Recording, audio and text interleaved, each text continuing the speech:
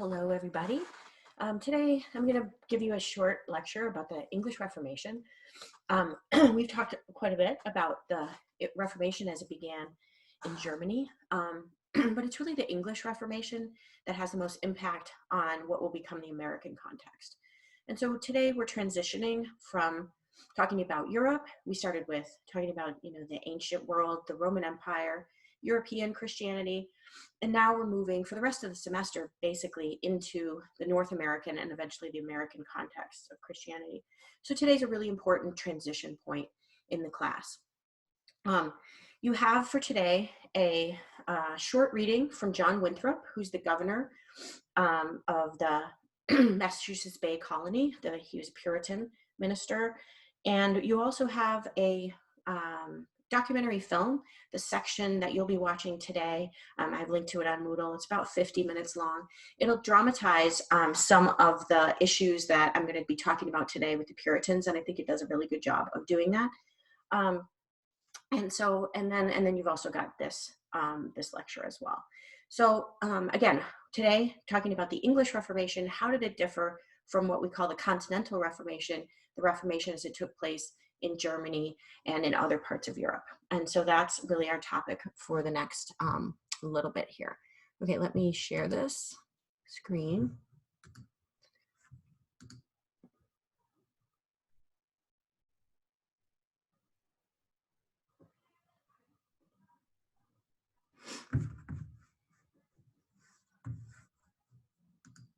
It didn't work. So I'm going to try one more time to share the screen.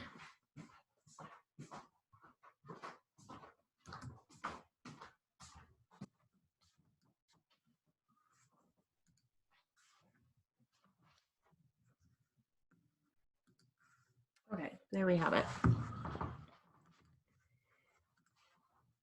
So talking about the Puritans in the New World, as they called it.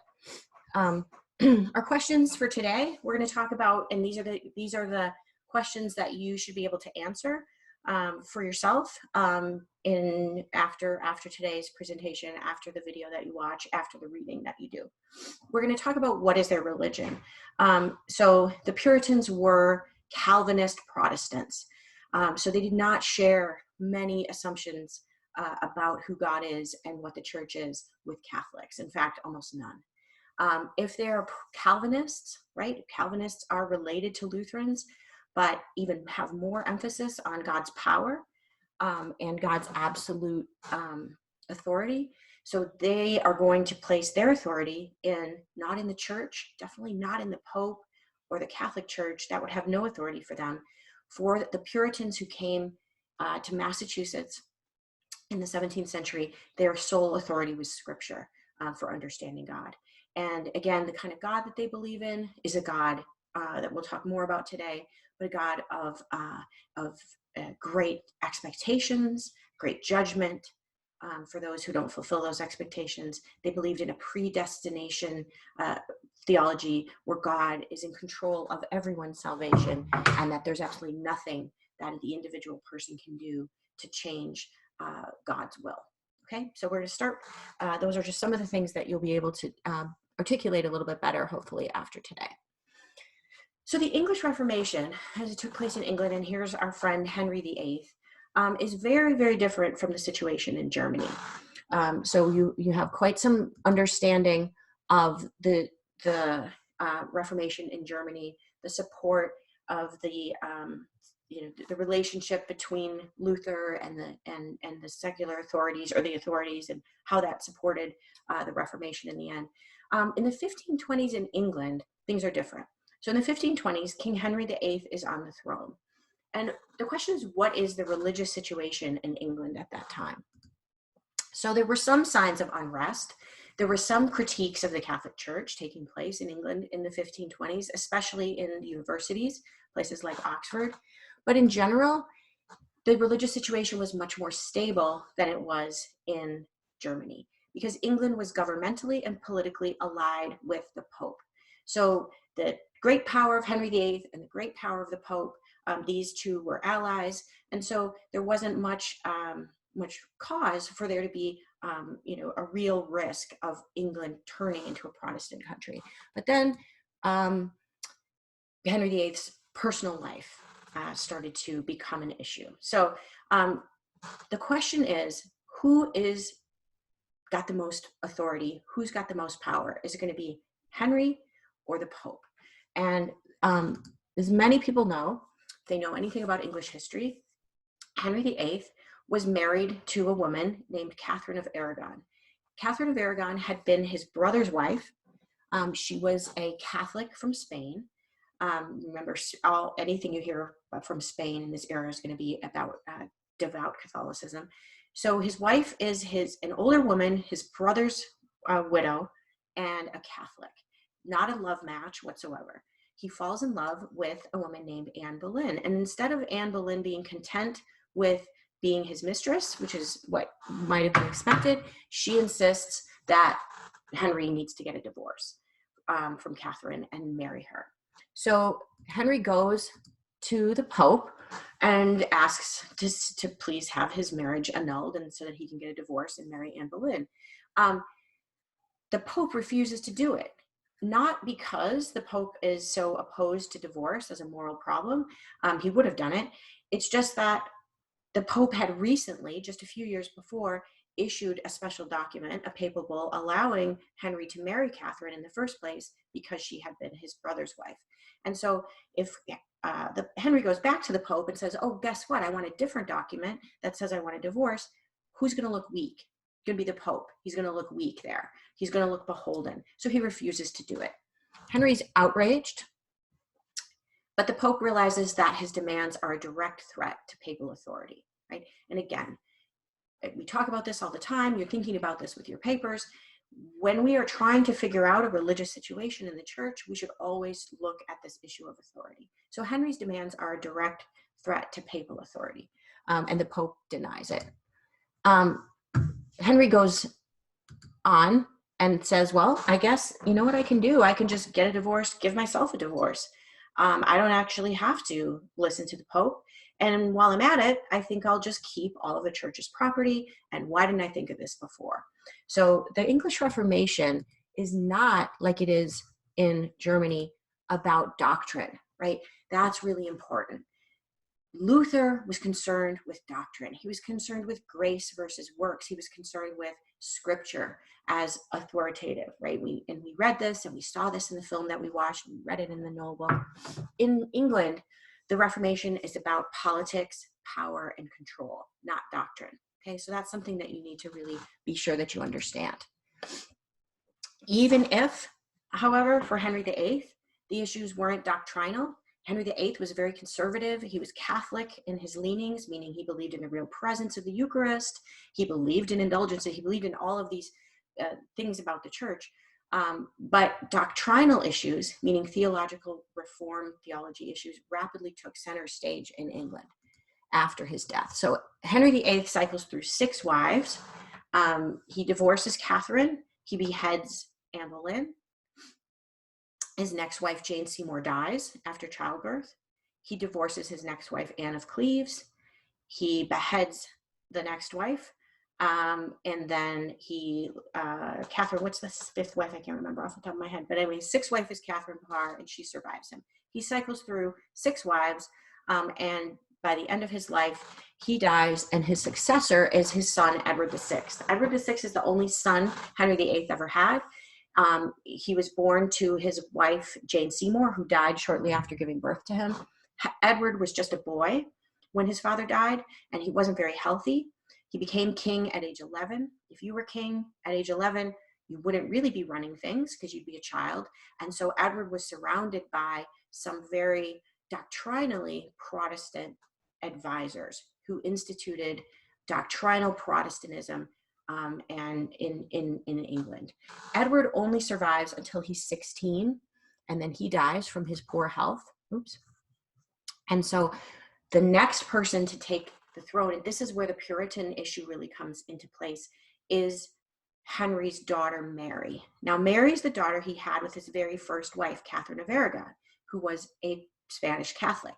And her entire life, she'd been living with her mother in exile after after her father divorced her mother to marry Anne Boleyn. So Mary Tudor and her mother, you have to imagine, are these devout Spanish Catholics. Mary comes back, she takes the throne, and she brings England back under the mantle of the Pope, and she exiles all of the Protestants. She doesn't just exile them; she burns them at the stake. And so she has a bad reputation. She's sometimes called Bloody Mary because she attempted to purge England of all of the doctrinal Protestants, including the Calvinists who would eventually come to America. So in order to flee persecution under the reign of Mary Tudor, Calvinist English people went to Holland, where there was much more openness to Protestantism, and they lived there. Mary Tudor dies after a few years. She has cancer, and her sister takes over, Elizabeth I, and that's the famous Queen Elizabeth that we all know about. Queen Elizabeth was the daughter of Anne Boleyn, whose mother was her mother was beheaded by her father, and she reigns for many, many decades, all the way into the 17th century, and she institutes kind of a middle way between Catholicism and Protestantism, the Church of England, which stands to this day in England. Okay, so what we're concerned with is right here, the reign of Mary Tudor and the Calvinists who are extraordinarily committed to doctrinal Protestantism and don't feel that they can live in England anymore. Even under the reign of Elizabeth, they're still persecuted. Okay, so here we have the Puritans. The Puritans, right, and these are the ones that came here. They came to Massachusetts, the ones that came on the Mayflower. This is who we're talking about. Now we're talking about history that we claim as our own as Americans. They're Puritans because they wanted to purify the Christian church from everything that had to do with Catholicism. And the Church of England, if you've ever been to an Anglican church, or if you are Episcopalian, you'll know that it is quite familiar to Catholicism. It's quite similar, I mean, and it'd be quite familiar to a Catholic if they went to a Church of England service. The Puritans wanted nothing to do with this, and they wanted to purify the Christian church in England.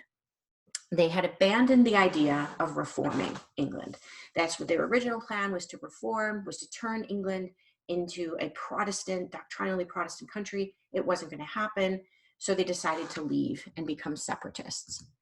And they eventually get on boats and come to what becomes Massachusetts in order to do that. For them, the Bible, and these terms are really important, the Bible isn't just a guide to how to live. Right? We say that for the Puritans, the Bible is regulative and it's also exhaustive, which means many Christians would say the Bible is regulative, meaning it gives us our rules we need to live by. This is what we should follow to be a Christian. Many of you believe that. Many Christians do. It's a good guide for rule. But the Puritans said it's not just a guide. It's not just a way to live. It's exhaustive. Everything you need to know about society is in there. And if it's not in there, it shouldn't be in our society. So the Bible isn't just the rules that we have and the moral codes that we have.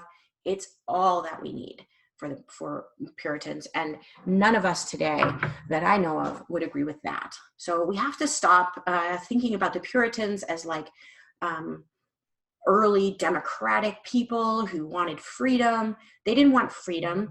They wanted to impose a theocratic city-state. They wanted to impose a theocracy where God was in charge. It was not a democracy for the Puritans. They wanted nothing to do with democracy.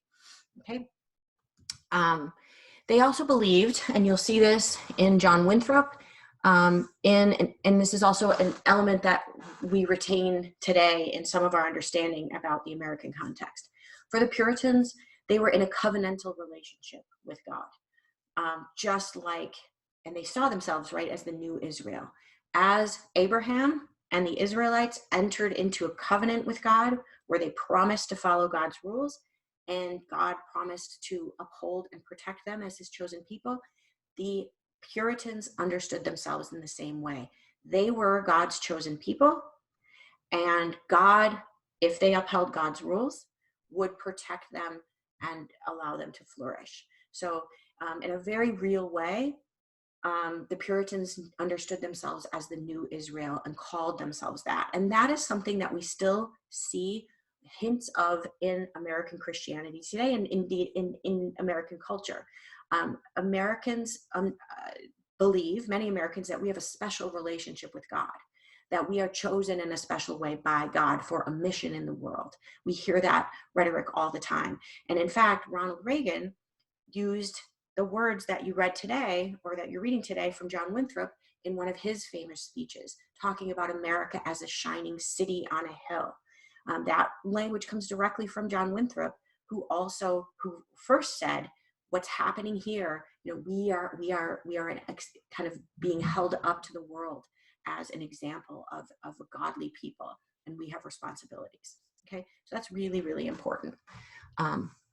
Let's talk a little bit about Winthrop himself, who you'll see in the film, and we'll also read a slight bit of his excerpt of his model of Christian charity. So he's the first governor of the Massachusetts Bay Colony. And this is the settlement that becomes the first colony of Massachusetts, and that eventually becomes the 13 colonies that will, in another couple of centuries, split from England entirely. And he describes the role of God in the English colonies. And that's what I really want you to look at carefully, what I want you to write about in your journals. What is his understanding of the role of God in this new experimental Israel? What is the role of God in that? And you'll be able to see that quite clearly in the excerpt. His vision is extremely extremely important for America's later self-understanding, as I already mentioned. This idea that God has specially chosen us for a mission. We have responsibilities not only to each other, but to serve as an example to the rest of the world. If you think about all of the things that you heard growing up, the hymns that patriotic hymns that we sing, My Country 'Tis of Thee, and America the Beautiful, and all of these songs, they talk about a special relationship between this country and God. And if you know anything about other countries, countries in South America, other countries in Europe, people love their countries, right? Whether you're Swedish or French, or whether you're Peruvian or South Korean, people love their countries, but they really don't usually talk about their countries as being specially chosen by God for a mission in the world. And Americans are so familiar with thinking about themselves that way that they sometimes don't even notice that they're doing it. And some of that American exceptionalism that it's called can be traced back to Winthrop and the Puritans and their understanding of this place, right? This continent, this place as a place specially chosen by God for his chosen people. Okay. All right, let's talk a little bit more about, I had mentioned a little bit earlier that the Puritans were not democratic.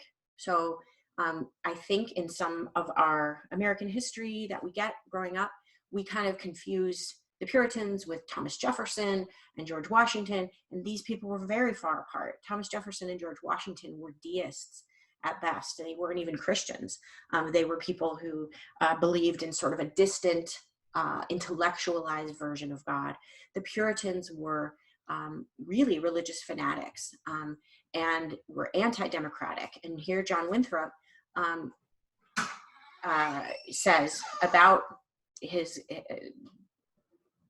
community, he says, if we should change to mere democracy, first we should have no warrant in scripture for it, for there was no such government in Israel, right? And there's that regulative and exhaustive element of the Bible. He says democracy is bad, right? And this is John Winthrop, the Puritan that we're reading today, because there's no democracy in the Bible. And it's true, there's no democracy in the Bible. No democracy existed in the ancient societies who composed the Bible. And then John Winthrop goes on to say, a democracy is, amongst civil nations, accounted the meanest and worst of all forms of government. So if you've ever imagined that the Puritans were just democratic free thinkers seeking to practice what they wanted to practice and live in some egalitarian way, that's incorrect. They wanted a theocracy based solely on the Bible. Okay. And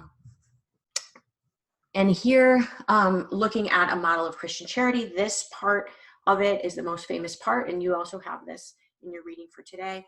He says he's just about to, the boat's about to land in what will become known as Massachusetts, and he's about to begin this new society. And so he's composing this document on his ship, describing how he wants these people to live with each other and in relationship to God. And he says, "For we must consider that we shall be as a city upon a hill. The eyes of all people are upon us, so that if we shall deal falsely with our God in this work we have undertaken, and so cause him to withdraw his present help from us, we shall be made a story and a byword through the world. We shall open the mouths of enemies to speak evil of the ways of God and all professors for God's sake. We shall shame the faces of many of God's worthy servants and cause their prayers to be turned into curses upon us till we be consumed out of the good land whither we are going." So the 17th century language, if you read it carefully, you'll see here what's going on. This experiment isn't just about the people involved. It's something that has repercussions for the entire world. God is using this little band of guys in black hats as a new Israel. So they had a very, very high opinion, or grave, important opinion, of who they were and what they were doing. And if they failed to do God's will, God would make an example of them. And in closing, I just want to mention briefly that we retain some of this ideology as well in America. When you hear people say, that God is angry with us because of X, Y, or Z that's happened, and therefore is withdrawing his protection from us. You sometimes hear that in times of national disasters, 9/11, Katrina. I haven't really looked to see if that language is being used now, but I wouldn't be surprised that these terrible things are happening to us because we have angered God. That's how the Puritans understood their relationship with God. If they did God's will, God would protect them. If they didn't do God's will, God would withdraw his protection. And so when things are bad, some Americans sometimes look to that answer. And again, I would argue that that can be traced back to the Puritans as well. Okay, that's enough for now. I will be sending you an email with information about what we're doing for the rest of the week. If you have not met with me, I met with a lot of you, I think at least 20 of you yesterday, but if you are among the people that did not meet with me in a Google Hangout meeting, you must do so by the end of the week. You go into your Google Calendar, you select a time, and you propose a 15-minute time to me, and then I will accept it, or I'll propose another time. Okay, that's what you need to do by Friday if you did not meet with me yesterday.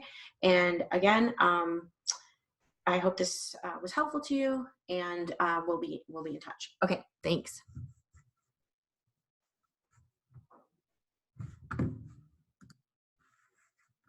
Oop.